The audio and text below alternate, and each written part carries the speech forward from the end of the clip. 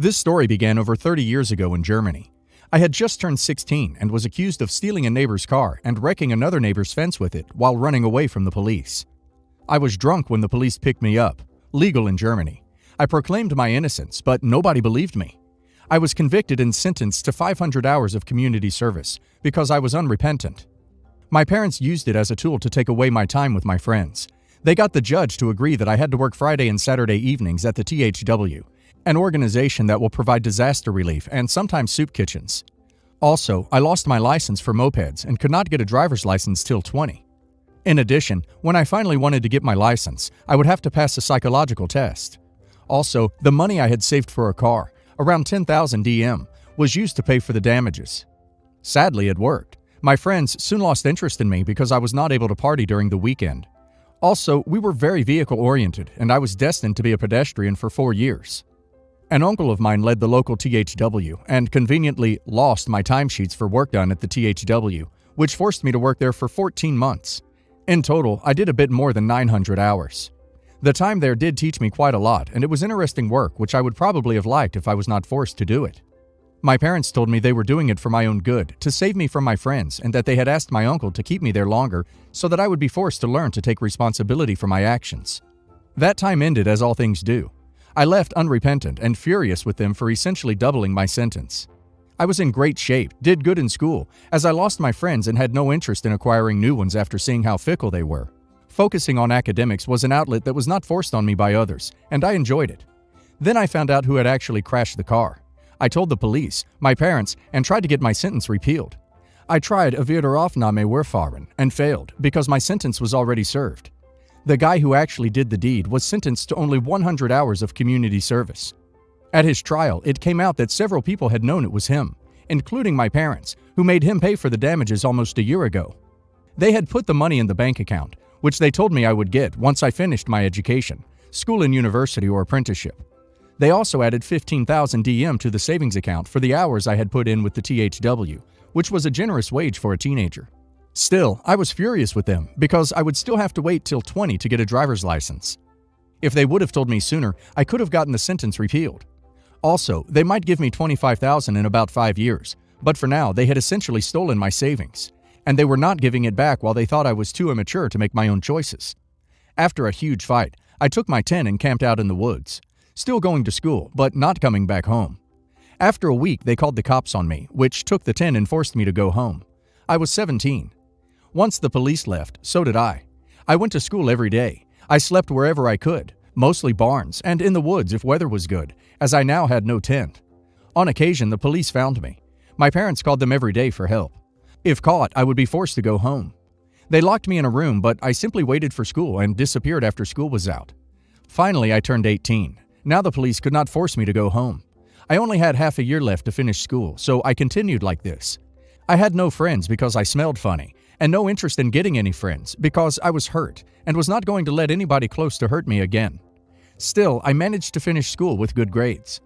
After school, I used the mandatory military service to disappear. I volunteered for service abroad, which meant Eastern Europe at the time. After 2 years, I was done and had a nice nest egg. During my time in the military, I had no close friends, but at least I was no longer a pariah. I enrolled in a university and studied chemistry. I found 3 good friends and met my first girlfriend, to whom I am now married. I was 29 and working on my doctorate when my parents managed to find me. Occasionally, they convinced the police to look for me as a missing case. The police usually found me. I told them I was fine, but wanted no contact with my parents, and that was it. The police told them that I was fine, and that they can't tell them where I was, and that they should please stop involving the police.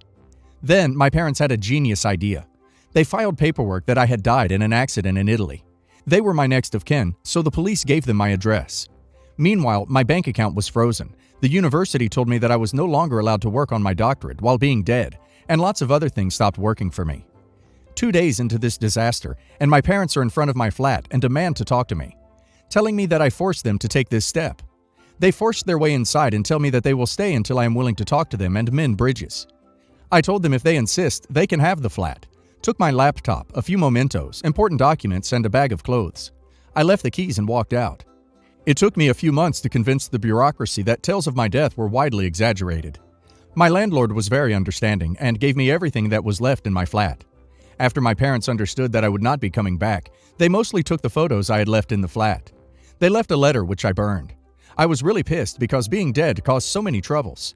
I was afraid that they would find me again, so I took a job in another city as soon as I had finished my doctorate.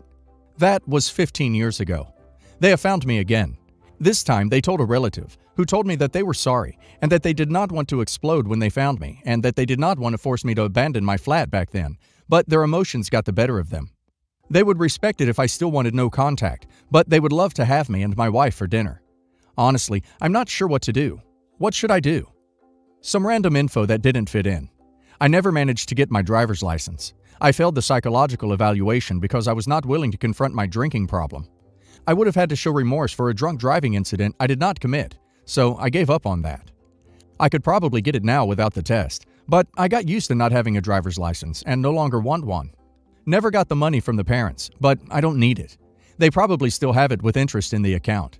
They are self-righteous pricks, but they did all that in an attempt to bring me on the correct way. I am very certain that if I had contacted them and told them that I am done with university and have a job, please wire the money to that account, they would have done it. For me, no contact with them was more important at the time. I'd recommend legally changing your name. They clearly haven't changed and are still only thinking of themselves.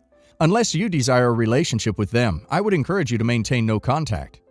Dude, I cannot believe how badly your parents screwed you. I'm slightly shallow, so I'd probably get the money from them if they agree to go to a family counseling session. In the session, I tell them how badly they ruined my life and how although they gave birth to me, they messed up so badly by framing me and declaring me dead that I absolutely positively do not want to be in contact ever again. I forgive you, but I cannot forget the hell you put me through. You are terrible parents and do not deserve to have the love of your child. Goodbye. These people are malicious and did several things that are probably illegal and certainly immoral. I would stay as far away from them as possible. I don't believe they have changed since they have consistently over the years behaved in an atrocious manner. It also rubs me the wrong way that they are apologizing for one relatively minor offense while ignoring the more serious ones. Arranging a lie to the government to double your sentence, stealing your money to have you under their thumb until they decide to give it back, hiding information that would absolve you of a crime, lying to the government that you are dead. Each one of these is by itself enough of a reason to never associate with these people again. I highly doubt that they have changed, so be aware that when you don't agree to meet them, which you definitely shouldn't agree to, they may resort to their crazy ways and do something on par with reporting you dead. I, 29 male, am supposed to marry my fiancée, 25 female, this summer. Now, the problem comes from my sister, 27 female, who's mad about me having Mike, 29 male, as my best man. Mike's my best friend since middle school, and he's also one of my sister's exes from high school. They've dated when he was 17 and she was 15. It was a short-lived relationship, ended abruptly after my sister found out that he was two-timing her with someone else from his class. My sister was really heartbroken at the time, with Mike being her first love and all that, and my relationship with Mike was also strained for the rest of high school, but he did eventually manage to patch things up between us.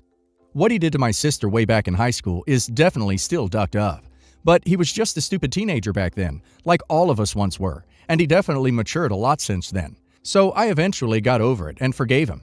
However, my sister didn't, as she still hung up on me being friends with him, and not only inviting to my wedding, but also making him my best man. She even threatened to not attend my wedding if I keep Mike as my best man, which I think is really unreasonable from her, as all she and Mike had was a very short high school relationship, and she also has a fiancé now, so she should have moved on by now, right? I really don't want to demote Mike from that position, as he's the best fit for it. But my sister's still standing her ground as well, and I really wouldn't want my own sister to purposefully miss my wedding. Am I the a-hole? No judgment, but your sister's issue to me is with you choosing a guy who cheated on her over her. Your relationship was strained because he was an a-hole to your sister. Good you knew he did something crappy, but you then chose to patch things up with him and have him be your best friend.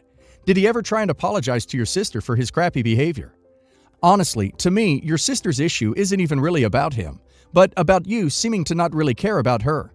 And that is symbolized by having him as your best man, standing beside you on your wedding day. Since I was a baby, my father has never changed his philandering ways. I have grown up to seeing my mother and father's toxic relationship, yet my mother never kicked him out for all the 36 years of marriage with my father being unfaithful. I have been in countless therapy sessions as an adult due to depression caused by this. However, my mom has been keeping it strong and has only her friend and I to talk to for support. Last week, my father royally ducked up, by accidentally going on Facebook Live with his new mistress in a see-through, very sheer clothing. This was viewed by my sister-in-law, my cousin in both parents' side, my mother's co-worker that they're friends with, and many other people in his friends list, including me, who lives overseas. I was so heartbroken, angry, sad, and to be honest, quite feeling vengeful for the past few days. I screenshot her image on his Facebook to send to him and confront him, as well as telling him that I am cutting ties with him, practically saying that he is now dead to me. My brother found out from my mother, whom I have been in close contact for emotional support, that I have cut ties with my father, and was furious because he thinks that family is family no matter what. I told him that our mother doesn't deserve us sticking with our father, what with all the pain he has caused her, and it's about time for someone to stand up for our mother. I love my brother, but I want to make him understand that what I did is for my own mental health as well as my mother's, as well as to at least reclaim some of the dignity caused by my father's shameful act. Your brother sees how your father behaved, yet after 36 years, he's still married to your mother. This is how your brother thinks successful relationships work, and he doesn't want you rocking the boat.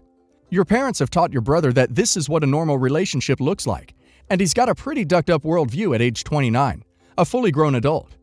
Honestly, your mother could have stood up for herself at any point. She is also a fully grown adult. There's this thing that my mother-in-law, who is in the mental health field, told me. What others think of me is none of my business. It might seem like an odd thing to say in this instance, but hear me out. You will never truly be able to change what others think of you, and it's not really your place to, because their thoughts are not your own, and yours are your own. Let your brother think what he will. Let him be the one on the outer. Stand firm.